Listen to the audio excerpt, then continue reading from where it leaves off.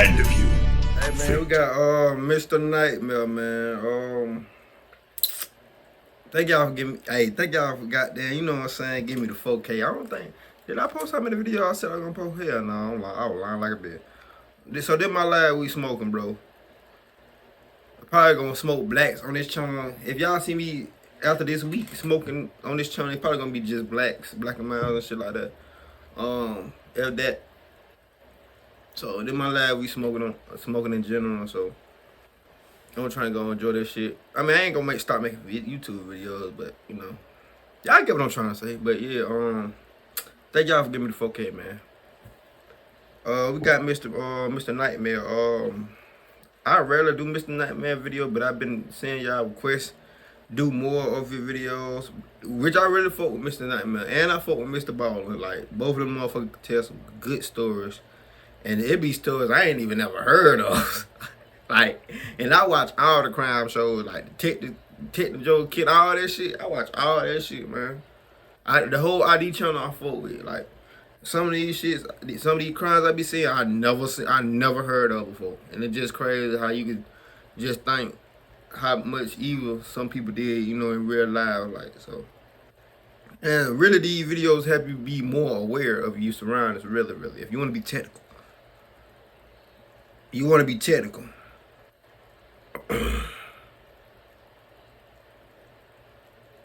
California, a day that the town would like. Oh, this motherfucker called Scariest Things That Happen to School Buses. Okay. Forget forever, yet remains a part of its history. At around 4 p.m., Coachella. School bus driver Ed Ray was driving 26 students of Dairyland Elementary School home from a summer class trip to the Chowchilla Fairground swimming pool. Ray was described as a humble rancher with a humble day job. Stocky, about 55 years old, a guy you would not want to pick a fight with, a guy who works with his hands and doesn't talk much. On this particular day, Ed's bus was rowdy, but the kids all loved him for his patience and reliability. The kids were all loud and excited after just having spent the afternoon swimming. Some of them were even singing, but when the bus turns onto Avenue 21, Ray sees a white Dodge van blocking the road with its door open. He tries to weave around the empty van, when a guy in overalls with a pantyhose covering his face jumps out in front of the bus with a revolver. The man walks to the driver's side window and asks Ed with no... What the fuck you gonna do, rob kids, nigga?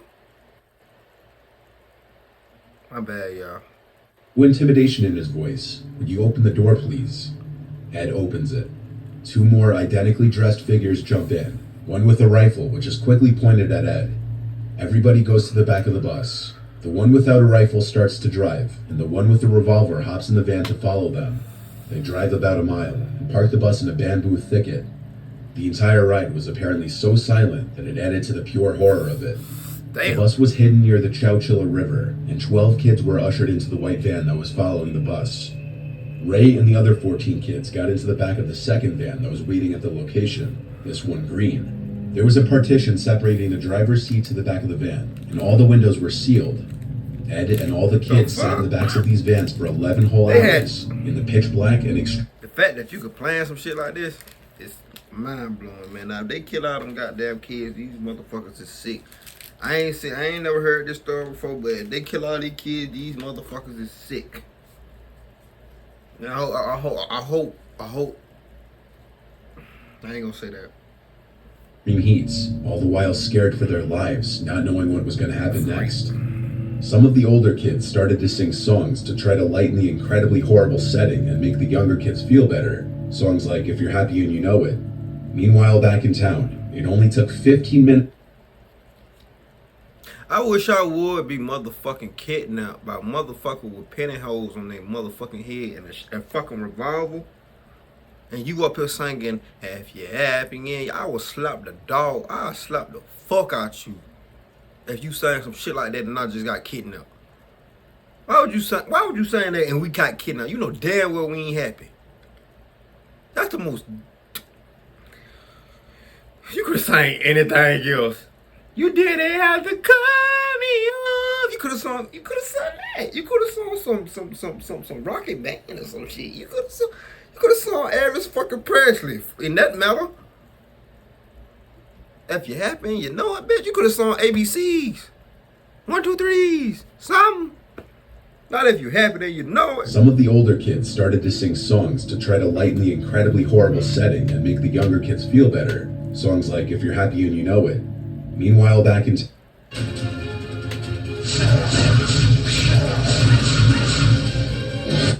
it only took 15 minutes after the bus not showing up that parents began to wonder what was going on. That's how punctual Ed always was. See, when you like that, that's why I always be good to be on time, really, because motherfuckers, yeah, that's good that the parents thought about that though. Think of him like that, because Within the shit could have went left. And if they weren't no concerned, they had parent. hour, Some school for them boys. Well, yeah. 15, hell yeah, 15, 20 minutes. But I would have been like, where the fuck my child at? Come on now. I would have went hunting. Yeah. Dumb. Bitch, every school bus getting pulled over around this bitch. And I'm gonna make you. If you don't want to stop, I'm gonna make you stop. Well, my child in the car, but I ain't got no kids, so the missing bus was being talked about on the local news stations. Damn, that Parents fast? helped police by tracing the route the bus usually took, and by that evening, they found the abandoned bus. Within hours, 30 FBI agents arrived on the scene, and an intense investigation was underway to find the kids. 30? Late that night, the vans finally arrive at a rock quarry 100 miles away in Livermore, 3:30 in the morning, at which point Ed had been awake for 24 hours. The back doors of the van swing open and two guys are waiting. Ed is the first one out. He's handed a flashlight and then told to strip and then go down a hole with a ladder in it. Above ground, roll call is being taken for the children, and their names are written as they're made to leave the bus one by one. Then they're stripped and sent to join Ed down the ladder into what was referred to as the hole, which turned out to be an old moving van, which had been placed in a large dugout hole 12 feet underground. Ed immediately learned that the ceiling would cave in. What the fuck? These sick motherfuckers had this plan. I'm sure they're just finna rob them off. They kidnap them, take them to a whole nother damn destination.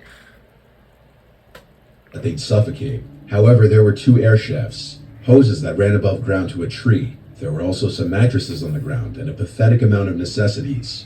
Wonder Bread, peanut butter, potato chips, water jugs, and some holes carved for toilets. After all the kids were inside, one of the captors said, "We'll be back for you." Then a steel plate slid over the entrance and was weighted down by something. They of course begged to be let out, and many of the younger children screamed. Then they heard repeated thumps on top of the van. They couldn't see it, but their captors were shoveling dirt on top of the van, burying them alive.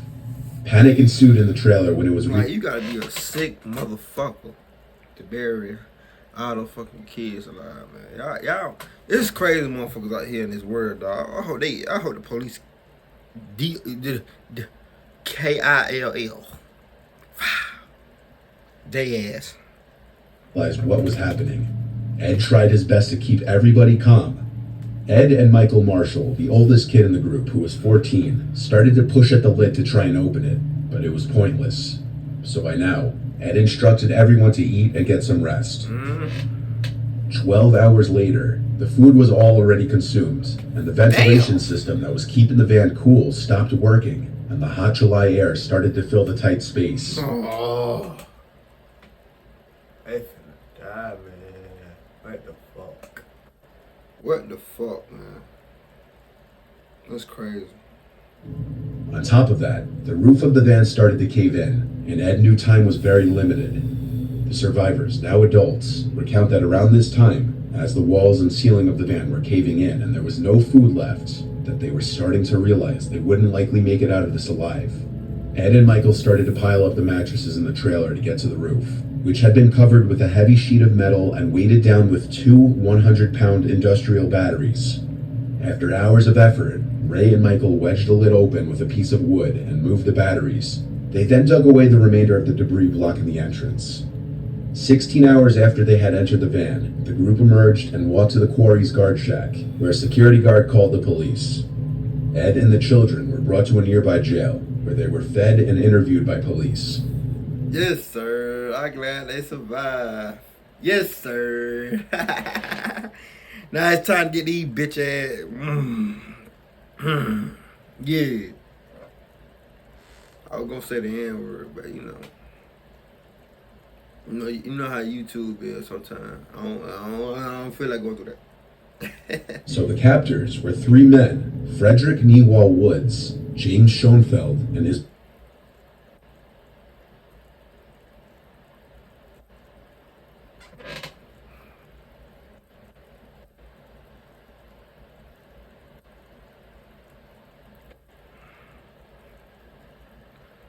brother Richard. Frederick's family owned the quarry that the van was buried at. The three men were finding themselves in financial struggles, so they planned. So you decide to fucking snatch some kids up for some fucking ransom money. He ain't even gotta fucking finish he ain't gotta finish the sentence. I'm already knowing what it is now. To hijack the bus and demand a $5 million ransom to release the group. The men would flee when they saw the group escaped, though, but they were found after a 2-week manhunt. They were found guilty and sentenced to life with the possibility of parole. Richard Schoenfeld was released in 2012, and James Schoenfeld was paroled on August 7, 2015. Frederick Woods was denied parole 15 times because he owned the quarry. However, in March of this year,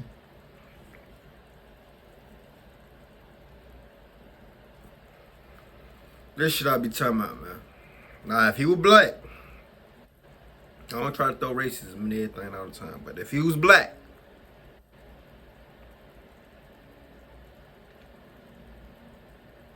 abducting white children, they wouldn't even made it to the damn trial.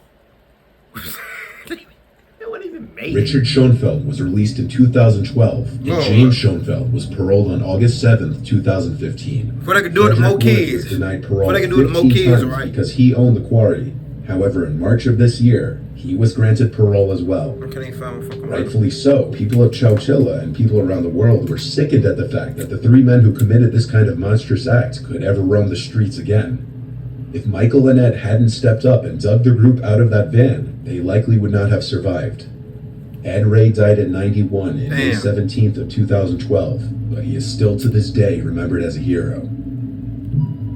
What you just heard may perhaps be the most well-known near tragedy to happen to a school bus full of children. However, it's a big world, and there are unfortunately many other horrific events that don't end up on the news. Then 14-year-old Donald, who wished to have his last name left out, was a student at a high school in Virginia and a member of the school's band. The bus driver's name was Robert, but everyone called him Bob. Like Ed Ray, he also seemed to enjoy his job and enjoyed the company of the students he drove, albeit these students were a little older. On October 20th of 1995, Bob was driving a class of band students to and from their field trip. Donald was in this bus. The festival they went to ended late at night, around 10, and the drive back to the school where the students would be dropped off was a 45-minute drive away. The bus was on Route 58, a highway that runs through Virginia. Given the rural setting, there were basically no other cars on the road, but even when one car was relatively close to the back of the bus, it wasn't any cause for alarm at first. But when the car would start to tailgate the bus, instead of simply going around it, especially when the bus and the car were the only vehicles in sight, the students near the back of the bus started to realize and discuss amongst themselves how strange it was. Bob the bus driver would switch into the left lane to get the driver off his ass. Mr. Nightmare don't be getting a fault. That nigga said, that nigga get a driver off his ass. Oh my God, bro. That's how I fought Mr. Ballin. Mr. Ballin don't be, damn, I keep saying Mr. Ballin. Mr. Nightmare. Mr. Nightmare don't be having no filter, bro. And they need to do a collab, man. I ain't never seen Mr. Nightmare. They need to do a collab, man. What, them two together on one video? I react to that bitch. I don't give a fuck with that bitch. 40 minutes long. I react to that bitch. I ain't gonna lie. And all the kids watched as the car floored it past the bus in the right lane. Some kids shouting things out the windows, to which the chaperone on the bus told the kids to knock it off. Man, I'll sit y'all ass down. Donald recalls thinking the car was gone and it was just some aggressive late-night driver, when suddenly the bus slammed on the brakes so hard that everybody was slightly lifted from their seats. Damn. And there was an ear-piercing shriek from the brakes. The bus came to a halt on the middle of the highway, and Bob told everyone to remain calm. The bus went into reverse for a few moments, then back in drive to another halt. Bob shouted at everybody on board the bus to keep quiet and don't panic. And hearing those words made Donald, along with his friends he was sitting with, and every other student on the bus whisper amongst themselves nervously. There was shouting from outside the bus from multiple men's voices. Then the bus doors opened, and two men wearing black pullover masks armed with handguns came on board, yelling at everyone on the bus to shut up in response to a few students near the front screaming. One of the men with the guns announced to the entire bus to empty the... Y'all gonna rob kids. I just got done saying that shit. See, I thought that was gonna happen. Wallets of all cash. See, I thought that was gonna happen in the first story, but obviously it happened in this one. Whoa, that's crazy. What they gonna start doing, bro, I already know, but they gonna start having people like security guard, like armed security guard, like which they send. When I was going to school, we didn't have to worry about no school shooting, but it was happening. It was, you know what I'm saying? It was a thing. So, but they gonna start doing like military or somebody gonna have to start, you know what I'm saying, securing these school buses, cause man, this shit crazy. They get everyone on the bus to shut up in response to a few students near the front screaming. They had 13 mass shootings. As I'm talking now, Tuesday, and they had 13 mass shootings in the last couple of days over the United States. And I know one in Georgia. I'm in Georgia, so making Georgia ain't nothing but an hour for me. Yeah, hour, 45 minutes, hour for me. That's crazy. One of the men with the guns announced to the entire bus to empty their wallets of all cash, take any jewelry off, and to give it to them. Now that's our. They went row to row with their guns pointed at the kids, as each student took out their wallets and placed whatever small amounts of money broke high school students could be carrying in their wallets into the plastic bag the guy was holding, and the girls would take off their jewelry. Some students would scream as the gun was pointed in their faces, which would be a natural reaction for some. Donald described the moment he had a gun pointed at his head at 14 as emotionally traumatizing. That shit is. And he felt his entire existence would... I had a gun pointed to my head, my story time. I had a story time about that shit. I think that's a while back. Just look up story time, but that shit is kind of traumatizing, man, for real. That shit traumatizing. I ain't gonna lie to you, that shit fuck with you. And if he moved or looked at the guy the wrong way. The men didn't even make it to the back of the bus before they decided to leave in a hurry, most likely panicked that other cars would pass by and stop. The car floored it away down Route 58 with its lights off. Its license plates had been covered, indicating it was a planned attack, if the guns and masks weren't already indication enough. Duh. Everyone on board made it home okay. Just most of the students, as well as Bob and the chaperone, had been robbed. Unfortunately, bus robberies are a common thing, though, and while most probably aren't caught on video, what you're about to see was... A school bus traveling along the N4 in Whitbank one Friday night this past February was attacked by armed robbers. The teachers did not know it at the time, but the robbers had laid out rocks on the highway, intending to cause damage to vehicles so that the drivers would stop and the robbers could steal from them at gunpoint. The bus was carrying 4 teachers and the driver. There were no pupils in the vehicle. They were traveling back to the school after an athletics meeting when they hit the rocks and ruptured a tire. Damn. There were 3 robbers. 2 were armed with guns and 1 with a knife. Reasons why you should always take a gun with you no matter where you go. You know that's schools. You know what I'm saying?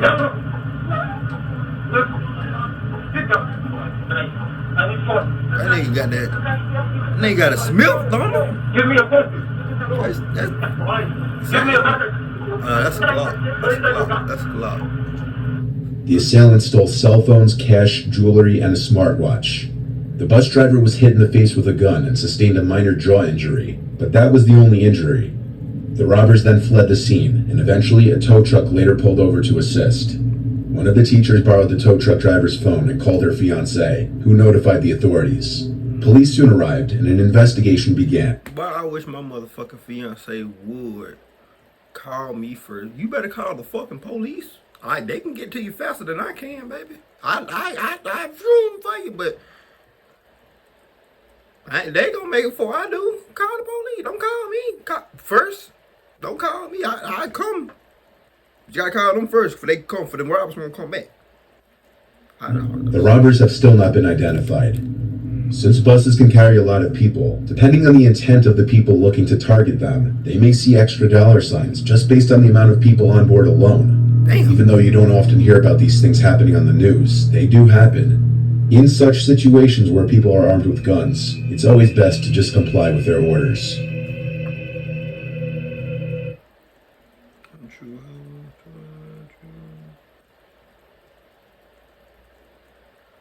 True. Hey, what y'all want me to react to? What video on the last? What video y'all want me to react to? Y'all gotta watch to the end though.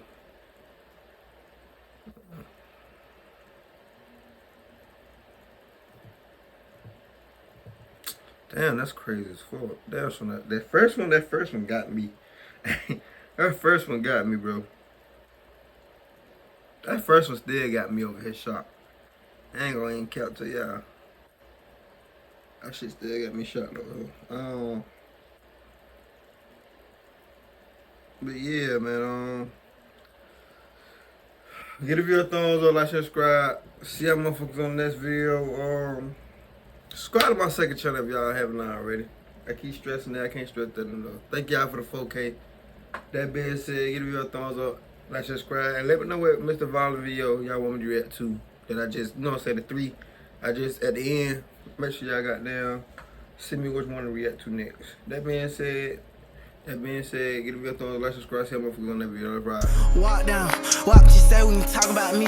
No, I can't fuck these niggas that cap, ayy. And most of these niggas be cheap, ayy. And most of these bitches be free. Real about shit, I keep shit neat. Ayy, I'm smart as hell, but play dumb. I come from a whole different breed, ayy, ayy. Let me get a hand clap. I deserve this shit.